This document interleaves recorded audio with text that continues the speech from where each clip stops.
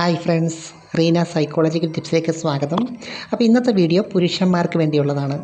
പുരുഷ ലൈംഗികത തകർക്കുന്ന 5 കാര്യങ്ങൾ, പ്രത്യേകിച്ചും ടെസ്റ്റോസ്റ്ററോൺ ഹോർമോണിനെ ഡിക്രീസ് ചെയ്യുന്ന 5 കാര്യങ്ങളെക്കുറിച്ചാണ് ഇന്നത്തെ വീഡിയോ.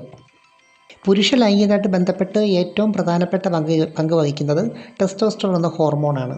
ഈ ഹോർമോണാണ് പുരുഷ ലൈംഗികത ഏറ്റവും കൂടുതൽ സഹായിക്കുന്നതും അതിനെ നല്ല രീതിയിൽ പ്രവർത്തിക്കാൻ സഹായിക്കുന്നതും. അപ്പോൾ ഇതിൻ്റെ പ്രൊഡക്ഷൻ കുറയുകയോ അല്ലെങ്കിൽ അതിൻ്റെ പ്രവർത്തനം ശരിയായി നടക്കാതിരിക്കുകയോ ചെയ്താൽ അത് പുരുഷ ലൈംഗികതയെ സാരമായി ബാധിക്കും, അല്ലെങ്കിൽ ദാമ്പത്യത്തെ സാരമായി ബാധിക്കാം.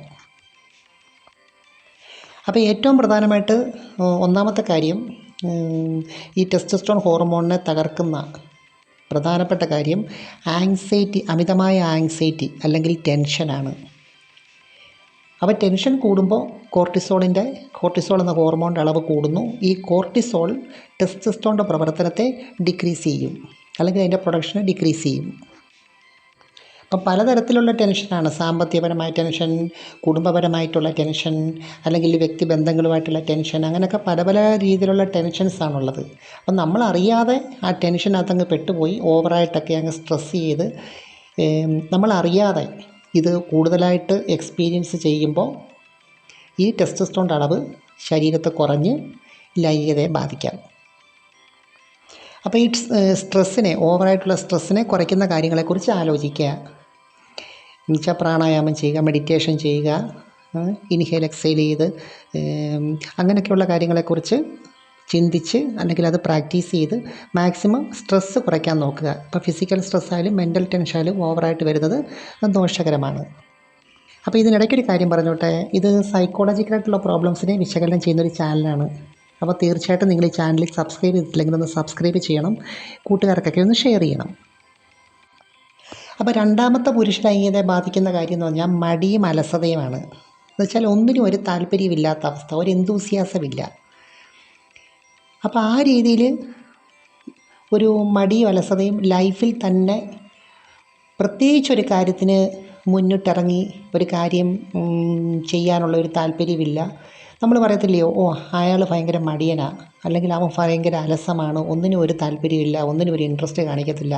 അപ്പം പൊതുവേ അതേസമയം ചില പുരുഷന്മാരെ നോക്കിക്കഴിഞ്ഞാൽ അവർക്ക് എല്ലാത്തിനും ചില കാര്യത്തിനൊക്കെ അവർക്ക് നല്ല എന്തൂസിയാസമാണ്. അവർ സാമൂഹിക പ്രവർത്തനം അല്ലെങ്കിൽ വീട്ടിലുള്ള കാര്യം തന്നെ ആണെങ്കിൽ വീട്ടിലൊക്കെ ആണെങ്കിലും ഉള്ള ജോലികളൊക്കെ ചെയ്യുന്നു, അല്ലെങ്കിൽ എന്തെങ്കിലുമൊക്കെ ക്രിയേറ്റ് ചെയ്യുന്ന കാര്യത്തിനകത്താണെങ്കിലും, അപ്പോൾ എന്തെങ്കിലുമൊക്കെ കാര്യത്തിന് നമ്മളൊരു താല്പര്യമായിട്ട് ചെയ്യുന്ന ഒരു കാര്യം നമ്മൾ പ്രത്യേകിച്ചും പുരുഷന്മാർ വളർത്തിയെടുക്കണം അവരുടെ ലൈഫിൽ. എന്ന് വെച്ചാൽ എപ്പോഴും നമ്മൾ പറയത്തില്ല, നല്ല ചുറുചുറുക്കോടെ എപ്പോഴും നിൽക്കണം, എപ്പോഴും ആക്റ്റീവായിട്ട് നിൽക്കണം, ആ രീതിയിൽ. അപ്പോൾ അങ്ങനെ ആക്റ്റീവായിട്ട് നിൽക്കുന്ന സമയത്ത് ഈ ടെസ്റ്റോസ്റ്ററോൺ ഹോർമോണിൻ്റെ പ്രൊഡക്ഷൻ കൂടുതലായിട്ട് പുരുഷന്മാരുടെ ശരീരത്തെ ഉൽപ്പാദിപ്പിക്കും. അപ്പം ഞാൻ പറഞ്ഞതിൻ്റെ ചുരുക്കം ഇത്രയേ ഉള്ളൂ. ബോറടിച്ചിട്ട്, ഒന്നിനും താല്പര്യമില്ലാതെ ബോറടിച്ച് എവിടെയെങ്കിലുമൊക്കെ ഇരിക്കുന്ന അവസ്ഥ ഒഴിവാക്കണമെന്നാണ് പറഞ്ഞത്. അപ്പം മൂന്നാമത്തെ കാര്യം ഷുഗർ കൺട്രോളായിരിക്കണം. പ്രധാനമായിട്ടും പുരുഷന്മാർ ഇപ്പം ഡയബറ്റിക് ആണെങ്കിൽ തന്നെ അത് മരുന്ന് കഴിക്കുന്നവരാണെങ്കിൽ കറക്റ്റായിട്ട് മരുന്ന് കഴിക്കുക. അതുപോലെ തന്നെ വ്യായാമം ഒരു മസ്റ്റായിട്ടുള്ളൊരു കാര്യമാണ്. വ്യായാമം ചെയ്ത് അതുപോലെ ഫുഡൊക്കെ ശരിക്കും കൺട്രോൾ ചെയ്ത്, കഴിക്കേണ്ട ഫുഡൊക്കെ ശരിക്കും കഴിച്ച് കൺട്രോൾ ചെയ്ത് നമ്മൾ ഷുഗർ നോർമലായിട്ടിരിക്കാൻ നോക്കണം. ഈ ഡയബറ്റിക് ആയിട്ടുള്ള ഒരാളെ സംബന്ധിച്ചിടത്തോളം അത് അവരുടെ പെർഫോമൻസിനെ ബാധിക്കാൻ വളരെയേറെ ചാൻസ് ഉണ്ട്. ഇപ്പോൾ ഷുഗർ പേഷ്യൻ്റ് ആണെങ്കിൽ പോലും അത് വ്യായാമമൊക്കെ ചെയ്ത് ആഹാരമൊക്കെ നിയന്ത്രിച്ച് അത് ലൈംഗികതയെ ബാധിക്കാതെ അത് എൻജോയ് ചെയ്യുന്ന ഒത്തിരി ആൾക്കാരുണ്ട്. അപ്പോൾ ചുരുക്കി പറഞ്ഞ ഇതാണ്, ബ്ലഡിൽ ഷുഗർ കൂടുമ്പോൾ ടെസ്റ്റോസ്റ്ററോണിൻ്റെ അളവ് കുറയും. അടുത്ത ഈ നാലാമത്തെ വളരെ പ്രധാനപ്പെട്ട കാര്യമാണ് അമിതമായ മദ്യപാനം. അമിതമായ മദ്യപാനം നമ്മുടെ ലൈംഗികത തകർക്കുന്ന ഒരു കാര്യമാണ്. പക്ഷേ ആദ്യ കാലങ്ങളിലൊക്കെ അതൊരു സ്റ്റിമുലേഷനായിട്ട് നമുക്ക് തോന്നാം. ഈ മദ്യപാനം കുറച്ച് സ്റ്റിമുലേഷൻ ഉണ്ടാക്കുന്നു, അല്ലെങ്കിൽ ഒരു മൂഡ് ഉണ്ടാക്കുന്നു എന്നൊക്കെ പലർക്കും തോന്നാം. പക്ഷേ അതൊക്കെ കുറച്ച് നാൾ അങ്ങനെ തോന്നിയാൽ പോലും ക്രമേണ ഇത് ഒരു അഡിക്ഷൻ സ്വഭാവം. എന്നുവെച്ചാൽ മദ്യം കഴിക്കുന്നതിന് തൊട്ട് മുമ്പ് 1 മണിക്കൂർ മുമ്പൊക്കെ നോക്കുവാണെങ്കിൽ നല്ലൊരു മൂഡായിരിക്കും. അപ്പോൾ കൂടുതലായിട്ട് ഡോപ്പാമൈൻ്റെ അളവ് ഞാൻ നേരത്തെ ഒരു വീഡിയോ പറഞ്ഞു, ഡോപ്പാമൈൻ എന്ന് പറയുന്ന ഹോർമോണിൻ്റെ ഒരു പ്രശ്നം, അതിന് അഡിക്ഷൻ സ്വഭാവമുണ്ട്. നേരത്തെ ഞാനൊരു വീഡിയോ ചെയ്തിട്ടുണ്ട്, പറഞ്ഞിട്ടുണ്ട് ഹോർമോണിനെ കുറിച്ച്. അപ്പം ഈ ഡൊപ്പാമൈൻ ആദ്യമായിട്ട് ബൂസ്റ്റപ്പ് ചെയ്യുമ്പോൾ നമുക്ക് ലൈംഗികപരമായിട്ടൊക്കെ അല്ലെങ്കിൽ ഒരു ആസക്തി അല്ലെങ്കിൽ ഒരു ആവേശമൊക്കെ അതിനകത്ത് കൂടുതലായിട്ട് തോന്നിപ്പിക്കും. അപ്പോൾ അങ്ങനെ കണ്ടിന്യൂ ചെയ്ത് കഴിയുമ്പോൾ നമ്മൾ അപ്പം സ്വാഭാവികമായിട്ടും പുരുഷൻ വിചാരിക്കും ഇതിന് ലൈംഗികതയ്ക്ക് നല്ലതാണല്ലോ, നന്നായിട്ടൊന്ന് ഒരു മൂഡുണ്ടാക്കി തരുന്നല്ലോ എന്നൊക്കെ തോന്നും.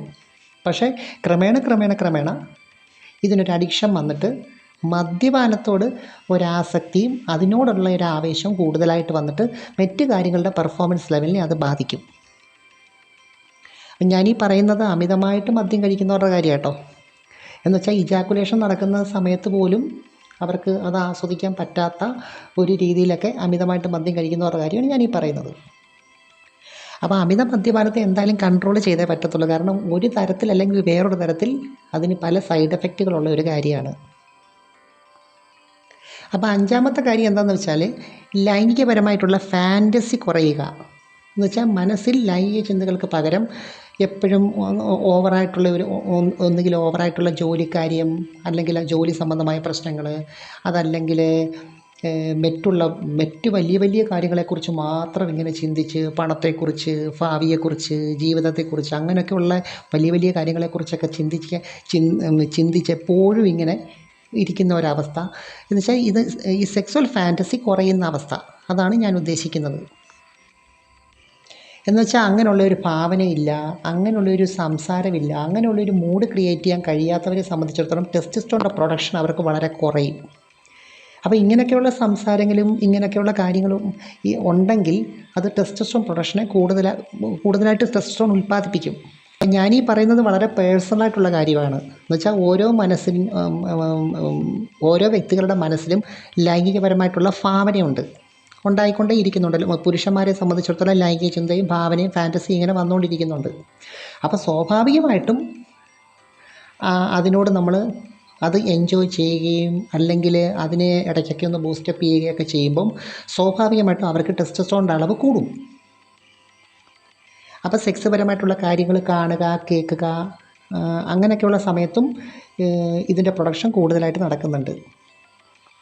അപ്പം ഞാൻ പറഞ്ഞു വരുന്ന ഇതാണ്, ചില ആൾക്കാർ നമ്മൾ നോക്കി അറിയാം, കൂട്ടുകാരടുത്ത് പോലും ഇങ്ങനെയുള്ള കാര്യങ്ങളൊന്നും പറയുകയോ സംസാരിക്കുകയോ ചെയ്യത്തില്ല. അപ്പോൾ ഇതൊക്കെ ആരോഗ്യപരമായിട്ടുള്ള കാര്യങ്ങൾ ഒരു പരിധി വരെ, എന്നുവെച്ചാൽ ആരോഗ്യപരമായിട്ട് ഇതൊക്കെ പറയുകയും കാണുകയും കേൾക്കുകയും സംസാരിക്കുകയും ചെയ്യുന്നതിനകത്ത് ഒരു തെറ്റുമില്ല. അപ്പം ഞാനീ പറഞ്ഞ 5 കാര്യങ്ങളൊന്ന് ശ്രദ്ധിച്ചാൽ സാധാരണഗതിയിൽ ഒരു പുരുഷനെ സംബന്ധിച്ച് ലൈംഗികപരമായിട്ടുള്ള പ്രശ്നങ്ങൾ വരാതിരിക്കാനും വന്നാൽ തന്നെ അത് ഓവർകം ചെയ്യാനും പറ്റും. അപ്പോൾ അടുത്തൊരു വീഡിയോ കൂടി വേറൊരു സബ്ജക്റ്റുമായിട്ട് പിന്നെയും കാണാം. അപ്പം ഈ ചാനൽ നിങ്ങൾ സബ്സ്ക്രൈബ് ചെയ്തിട്ടില്ലെങ്കിൽ ഒന്ന് സബ്സ്ക്രൈബ് ചെയ്യണം, കൂട്ടുകാർക്ക് ഷെയർ ചെയ്യണം. Thanks for watching. See you next time. By.